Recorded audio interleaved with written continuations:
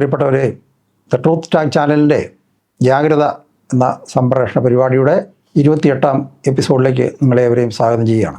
ഇന്ന് നിലവിലുള്ള പല ചാനലുകളും അതാത് കാലത്തെ അതാത് ദിവസത്തെ പ്രശ്നങ്ങൾ, വ്യക്തിപരമായ കാര്യങ്ങളിലും രാഷ്ട്രീയമായ ഇടപെടലുകളിലും ഒക്കെ കുറിച്ച് വളരെ വിപുലമായിട്ട് വിശദമായിട്ടുള്ള ചർച്ചകളും ഇതൊക്കെ നടത്തുന്നുണ്ട്.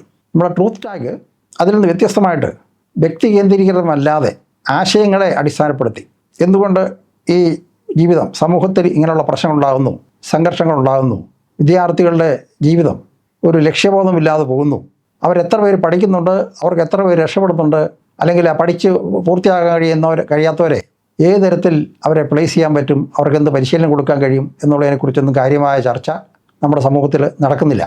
ഇതിന് കാരണം നമ്മുടെ നാട്ടിൽ ബാധിച്ചിട്ടുള്ള രാഷ്ട്രീയ അതിപ്രസരമാണ്. വിദ്യാഭ്യാസത്തിൻ്റെ പ്രശ്നം പറയുമ്പോൾ ആ തൊഴിലിൻ്റെ പ്രശ്നത്തിലേക്കും കാർഷിക രംഗത്തും ഒക്കെ നമ്മളത് അതിനെ അങ്ങോട്ട് ഓവർലാപ്പ് ചെയ്യും. സ്കൂളിൻ്റെയും കോളേജിൻ്റെയും കോമ്പൗണ്ടിൽ മാത്രം അല്ലെങ്കിൽ ക്യാമ്പസുകളിൽ മാത്രം നമുക്ക് ഒതുക്കി നിർത്തിക്കൊണ്ട് ഈ പ്രശ്നങ്ങളെ സംസാരിക്കാൻ കഴിയുമെന്ന് തോന്നുന്നില്ല. അപ്പോൾ ഞാൻ പറഞ്ഞു വരുന്നത്, കുട്ടികൾക്ക് ഏറെ പ്രയോജനം ചെയ്യുമായിരുന്ന, അല്ലെങ്കിൽ വരും തലമുറയ്ക്ക്, ഈ തലമുറയ്ക്കും വരും തലമുറകൾക്കും ഒക്കെ വളരെ പ്രയോജനം ചെയ്യുമായിരുന്ന നമ്മുടെ കാർഷിക രംഗമുണ്ട്. നമ്മുടെ വിദ്യാഭ്യാസം കാർഷിക രംഗവുമായിട്ട് ബന്ധപ്പെടുത്തി കൊണ്ടുപോകാനായിട്ട് നമുക്ക് കഴിഞ്ഞില്ല. നമ്മുടെ വൊക്കേഷണൽ ഹയർ സെക്കൻഡറി സ്കൂളുകൾ എന്ന് പറയുന്ന ആ ഒരു സമ്പ്രദായം പോലും അടുത്ത കാലത്തൊക്കെയാണ് ആരംഭിച്ചിട്ടുള്ളതെന്ന് കാണാൻ കഴിയും. അവിടെ പോലും കൂടുതലും തിയറി അല്ലെങ്കിൽ അതിൻ്റെ താത്വികമായ വംശങ്ങൾ, സിദ്ധാന്തങ്ങൾ ആണ് കൂടുതലായിട്ട് പഠിപ്പിക്കുക. പ്രയോഗത്തിലേക്ക് പോകാനായിട്ട് കഴിയുന്നില്ല. നിങ്ങൾക്ക് കുറച്ച് പേർക്കെങ്കിലും ഓർമ്മയുണ്ടാവും കുട്ടനാട്ടിലെ കാർഷിക രംഗത്തുണ്ടായ വലിയ പ്രതിസന്ധികൾ. 1960 കാലത്ത്, 60 കാലത്തൊക്കെ വലിയ വെള്ളപ്പൊക്കവും കൃഷിനാശമൊക്കെ സംഭവിച്ചിരുന്ന കുട്ടനാട്ടിൽ ഭക്ഷ്യോൽപാദനം വർദ്ധിപ്പിക്കുന്നതിനായിട്ട് അവിടെ ഒരു പദ്ധതി, അതെന്താ, കുട്ടനാട്ടുകാരനായ ഒരു വ്യക്തി മുരിക്കുമൂട്ടിൽ ഔതച്ചെന്ന് ജോസഫ് എന്നവർ പറഞ്ഞൊരു വ്യക്തിയാണ്. അദ്ദേഹം വളരെ ഭാവനയുള്ളൊരു വ്യക്തിയായിരുന്നു. കുട്ടനാട്ടിലെ പ്രളയത്തെയും നിയന്ത്രിക്കാനും ഭക്ഷ്യോൽപാദനം വർദ്ധിപ്പിക്കാനും ഒക്കെ ആയിട്ട് അദ്ദേഹം മഹാരാജാവിനോട്, അത് 1947 മുമ്പാണ്, 40 കാലങ്ങളിലൊക്കെ ആയിരിക്കണം, വേമ്പനാട് കായൽ നികത്തി കൃഷി ചെയ്യാം എന്നൊരു ആശയം മുന്നോട്ട് വെച്ചു. തിരുവിതാംകൂർ മഹാരാജാവ് സമ്മതിച്ചു. കാരണം ഭക്ഷ്യപ്രതിസന്ധി വളരെ രൂക്ഷമായിരുന്ന കാലമാണ്. അപ്പോൾ ഭക്ഷ്യപ്രതിസന്ധി രൂക്ഷമാണെന്ന് പറയുമ്പോൾ നമ്മൾ ഓർക്കണം, നമ്മുടെ ഈ പറയുന്ന നാട്ടിൽ ഇവിടുത്തെ കപ്പ അല്ലെങ്കിൽ മരച്ചീനി എന്നൊക്കെ പറയുന്ന സാധനം കേരളത്തിലുണ്ടായിരുന്നതല്ല. അത് രാജാവ് ഏതോ രാജ്യത്ത് വിദേശ രാജ്യങ്ങളിലൂടെയോ പോയപ്പം അവിടുന്ന് കൊണ്ടുവന്നതാണ് ഈ മരച്ചീനി, കപ്പ എന്നൊക്കെ പറയുന്ന നമ്മുടെ കൃഷി. നമ്മുടെ അധികം വയലും കൃഷിയിടങ്ങളും നെൽകൃഷി ചെയ്യാൻ സാധിക്കാത്ത സ്ഥലങ്ങളിൽ, കരഭൂമികളിൽ ഈ കപ്പ വന്നതുകൂടി നമ്മുടെ ഭക്ഷ്യപ്രശ്നത്തിന് വലിയൊരു അളവ് വരെ പരിഹാരം ഉണ്ടായി. അപ്പോൾ അതുപോലെ വലിയ ബുദ്ധിമുട്ട് അനുഭവിച്ചിരുന്ന ഒരു കാലഘട്ടത്തിൽ കുട്ടനാട്ടിലെ കായൽ നികത്തി കൃഷി ചെയ്യാനായിട്ടുള്ള അനുവാദം ഈ മുരിക്കന് തിരുവിതാംകൂർ മഹാരാജാവ് നൽകുകയുണ്ടായി. അദ്ദേഹം സ്വന്തം ഉത്തരവാദിത്തത്തിൽ സ്വന്തം പണം ഉപയോഗിച്ച് റാണി, ചിത്തിര, മാർത്താണ്ഡം എന്ന 3 പ്രദേശങ്ങൾ, ഏതാണ്ട് 1000ഓളം ഏക്കർ സ്ഥലം കായലിൽ നിന്ന് കട്ട കുത്തിയെടുത്ത്, ചെളി കുത്തിയെടുത്ത് നികത്തി വലിയ തോതിൽ കൃഷി ആരംഭിച്ചു. 100 മേനി വിളവ് എന്ന് പറയുന്നത് നമ്മൾ പറയുന്നത് കേട്ടിട്ടുള്ളെങ്കിലും 100 മേനി വിളവ് ഉണ്ടായ ഒരു വലിയ സംരംഭമായിരുന്നത്. ഇത് വളരെ നല്ല നിലയിൽ പ്രവർത്തിച്ചു വന്നു.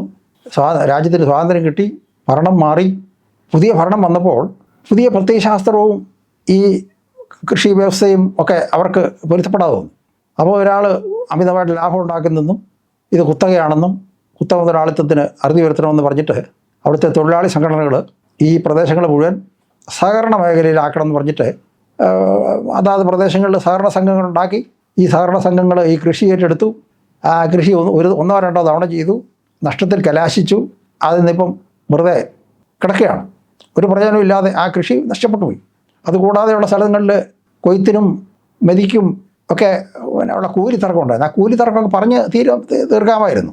അതിന് പകരം വളരെ സംഘർഷാത്മകമായ രീതിയിൽ തൊഴിൽ തർക്കങ്ങളുണ്ടായി. കൃഷി അവിടെ നശിച്ചു. വെള്ളപ്പൊക്കവും പ്രളയ ദുരന്തങ്ങളും വർദ്ധിച്ചു. സമരം നീണ്ടു നിന്നു. അവിടുത്തെ കൃഷി പാടെ നശിച്ചു. ഇപ്പോൾ അവിടെ നിന്ന് ആ പ്രദേശങ്ങളിൽ നിന്ന്, കുട്ടനാട് പ്രദേശങ്ങളിൽ നിന്ന് ആൾക്കാരെല്ലാം രക്ഷപ്പെട്ടു പോവുകയാണ്. അപ്പോൾ അവിടെയുള്ള വിദ്യാഭ്യാസ സൗകര്യങ്ങളൊക്കെ കുറഞ്ഞു. അല്ലെങ്കിൽ നമ്മൾ ആലോചിക്കുക, കുട്ടനാട്ടിലെ പോലെ വളരെ സാധ്യതയുള്ള പ്രദേശങ്ങൾ കേരളത്തിൽ ധാരാളമുണ്ട്. കൃഷിയും ടൂറിസവുമാണ് നമുക്ക് ഏറ്റവും പറ്റിയ വ്യവസായങ്ങൾ, അല്ലെങ്കിൽ പരിശ്രമ പുരോഗതിക്കുള്ള മാർഗങ്ങൾ. അപ്പോൾ ഈ കൃഷിയെ സംബന്ധിച്ച് കുട്ടികൾക്ക് അതിനകത്ത് താല്പര്യമില്ല. കാരണം നമ്മൾ പുതിയ സാങ്കേതിക വിദ്യകളൊന്നും അവിടെ പ്രയോഗിക്കാനായിട്ട് ആളുകൾ സമ്മതിച്ചില്ല. തൊഴിൽ തർക്കമായി.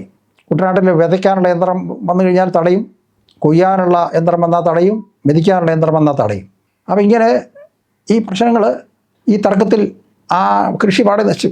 കൃഷി എന്ന് പറയുന്നത് നമ്മുടെ ഒരു വിദ്യാഭ്യാസ പദ്ധതിയുടെ ഒരു ഭാഗമാണതായിരുന്നു. കൃഷിയും അതിൻ്റെ ഉൽപ്പന്നങ്ങൾ, നമ്മുടെ ഭക്ഷ്യവസ്തുക്കളുടെ സംസ്കരണം, അതിനായിട്ടുള്ള ചെറിയ വ്യവസായങ്ങൾ, ആ രീതിയിലുള്ള വിദ്യാഭ്യാസ സമ്പ്രദായത്തെ നമുക്കവിടെ കൊണ്ടുവരാൻ കഴിയുമായിരുന്നു. നമുക്കവിടെ ഒരു നെല്ല് ഗവേഷണ കേന്ദ്രം ഉണ്ടെന്ന് തോന്നുന്നു. ആ കുട്ടനാട്ടിലെ ഇവിടെ ആ ഭാഗത്ത്, എനിക്ക് ആ സ്ഥലത്തിൻ്റെ പേര് ഓർമ്മ വരുന്നില്ല, കുട്ടനാട്ടിലെ ഒരു നെല്ല് ഗവേഷണ കേന്ദ്രമുണ്ട്. നമുക്കൊരു പഠന ഗവേഷണ കേന്ദ്രം എന്ന് പറയുന്നത് അതേ ഉള്ളൂ. പുതിയ നെൽവിത്തുകളും പുതിയ നെൽവിത്തുകളും ഒക്കെ വെള്ളപ്പൊക്കത്തെ അതിജീവിക്കാനും വരൾച്ച അതിജീവിക്കാനും ഒക്കെ പറ്റുന്ന നെൽവിത്തുകളൊക്കെ അവരവിടെ വികസിപ്പിച്ചെടുത്തിട്ടുണ്ട്. പക്ഷേ അതൊക്കെ ഒരു മേലെ തലത്തിലാണ്. അതിനെ നമ്മൾ പ്രായോഗികമായിട്ട് താഴെ തലത്തിൽ, അടിസ്ഥാന തലത്തിൽ കൃഷിയെക്കുറിച്ചും കൃഷിയോടനുബന്ധമായ താറാവ് വളർത്തൽ, കോഴി വളർത്തൽ, മീൻ വളർത്തൽ കുട്ടനാട്ടിൽ വളരെ വിപുലമായ രീതിയിൽ ചെയ്യാവുന്ന കാര്യങ്ങളാണിത്. നമ്മുടെ പാഠ്യപദ്ധതിയിലൊന്നും ഇത് വന്നില്ല.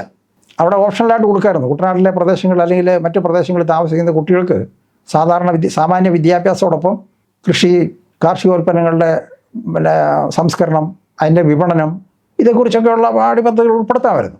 വെറുതെ കുറേ ജെൻഡർ എഡ്യൂക്കേഷൻ നടത്തി പിള്ളേർക്ക് ബിരുദം കൊടുത്ത് അവരെ പുറത്ത് വിടുക, അവരെവിടെങ്കിലും പോയി അരഞ്ഞിരിഞ്ഞ് ജീവിതം ഇല്ലാതാകുക. ഇതിപ്പോൾ ഒരു 40 അല്ലെങ്കിൽ ഒരു 40 50 60 വർഷം, ഒരു 60 വർഷത്തിൽ നടന്ന കാര്യമാണ് ഞാൻ പറഞ്ഞത്. 60 വർഷം നമ്മൾ നഷ്ടപ്പെടുത്തി. ആ കുട്ടനാട് നമ്മൾ ചെയ്തതെന്ന് വെച്ച് കഴിഞ്ഞാൽ, കുട്ടനാട്ടിലെ വേമ്പനാട് കായലിൽ ഇപ്പം ഹൗസ് ബോട്ടുകളുണ്ട്. അത് വ്യക്തമായ ധാരണകളില്ലാതെ, ശുചീകരണ സംവിധാനങ്ങളില്ലാതെ, ഇതിനെ തരണം ചെയ്യാതെ, പ്രതിസന്ധികളെ മുൻകൂട്ടി കാണാനോ അല്ലെങ്കിൽ അതിനുള്ള പരിഹാരമോ ഇല്ലാതെ കുറേ ഹൗസ് ബോട്ടുകൾ നടത്തുന്നുണ്ട്. പക്ഷേ ഹൗസ് ബോട്ടുകൾ മാത്രം പോരാ. ടൂറിസം എന്ന് പറയുന്നത് നമുക്ക് ടൂറിസം വ്യാപകമായിട്ട് കേരളത്തിൽ നടത്താവുന്ന ഒരു വ്യവസായമാണ്. കുട്ടികൾക്ക് ടൂറിസത്തെക്കുറിച്ച് നമ്മളൊരു ശരിയായൊരു പാഠം കൊടുക്കുന്നില്ല. ടൂറിസത്തിന് ഹോട്ടൽ മാനേജ്മെൻറ്റിനെ കുറിച്ച് ചില കോഴ്സുകൾ നടത്തുന്നു. അല്ലെങ്കിൽ ടൂറിസം ആൻഡ് ട്രാവൽ സ്റ്റഡീസ് എന്ന് പറഞ്ഞിട്ട് കേരള ഗവൺമെൻറ് ഇതിലെ ഒരു സ്ഥാപനം പൊതുമേഖലയിൽ തിരുവനന്തപുരത്തുണ്ട്.